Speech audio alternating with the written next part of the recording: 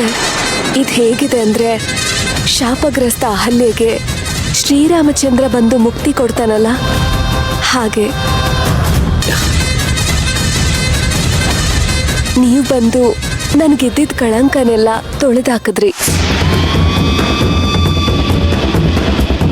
ನೀನ್ ಬಂದು ಈ ಮನೆನ ಗುಡ್ಸಿ ಗುಂಡಾಂತರ ಮಾಡೋದೊಂದೇ ಬಾಕಿ.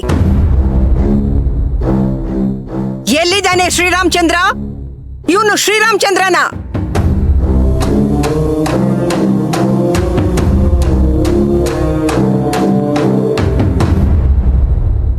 ನನ್ನ ಮೊಮ್ಮಗಳನ್ನ ಬಿಟ್ಟು ಬೇರೆ ಹೆಣ್ಣ ಕಣ್ಣೆತ್ತಿ ನೋಡ್ದಲೇ ಇರೋ ನನ್ನ ಮೊಮ್ಮಗನ್ನ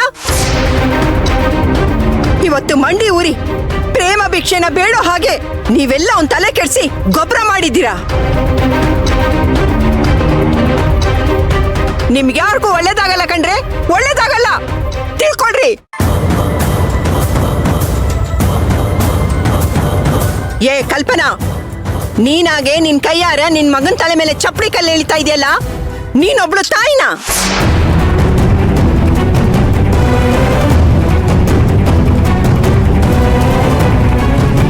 ಪ್ರತಾಪ ಬರ್ಲಿ, ಇದೇ ನಿಮ್ಗೆಲ್ಲ ಗ್ರಾಚಾರ.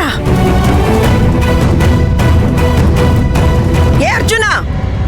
ಸಾರಿ ಅಜ್ಜಿ, ನನ್ನ ಮಾತಿನ್ನೂ ಮುಗ್ದಿಲ್ಲ. ನಾನು ಹೇಳಬೇಕಾಗಿರೋ ಮುಖ್ಯವಾದ ವಿಷಯ ಇನ್ನೂ ಇದೆ.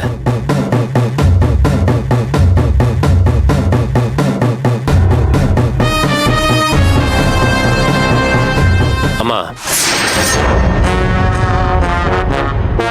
ನಾನು ಮೀರನ ಮದುವೆ ಆಗಬೇಕು ಅಂದ್ರೆ ನಂದೊಂದು ಕಂಡೀಷನ್ ಇದೆ.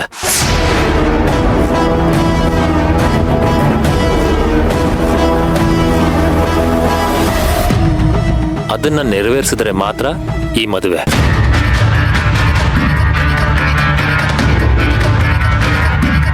ಯಾರು ನನ್ನ ಮದುವೆನ ಮುರ್ಕೊಂಡು ದೂರ ಹೋಗಿದಾರೋ ಅವರೇ ಬಂದು ನಮ್ಮ ಹೊಸ ಜೋಡಿನ ಒಂದು ಮಾಡಬೇಕು.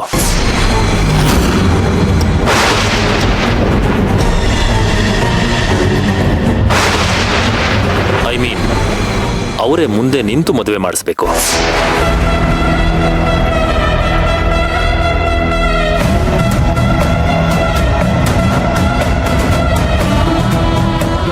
ಯಾರು? ಸೇವಂತಿನ?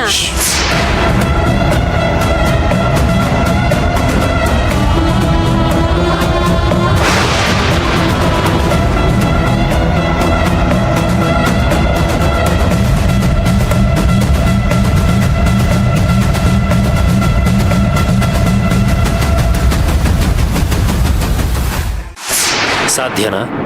ಏಯ್, ಅದ್ ಹೇಗೋ ಸಾಧ್ಯ? ಅವಳ ಸಂಬಂಧನ ಮುರ್ಕೊಂಡು ಹೋಗಿದ್ದಾಳೆ. ಖಂಡಿತ ಸಾಧ್ಯ ಇಲ್ಲ. ನಿಂತ್ಕೋ.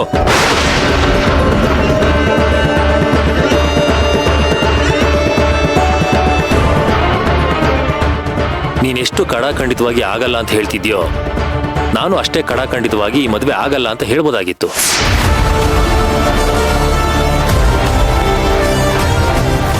ಬಟ್ ಪಾಪ ಅಮಾಯಕಿ ಈ ಮೀರಾ ಬಾಳು ಹಾಳಾಗೋಗುತ್ತಲ್ಲ ಅಂತ ಒಪ್ಕೋತಾ ಇದ್ದೀನಿ. ನಿನಗೂ ಇವಳ ಮೇಲೆ ಕಾಳಜಿ ಇದ್ರೆ ಸೇವಂತಿನ ಒಪ್ಸಿ ಕರ್ಕೊಂಡ್ ಬಾ.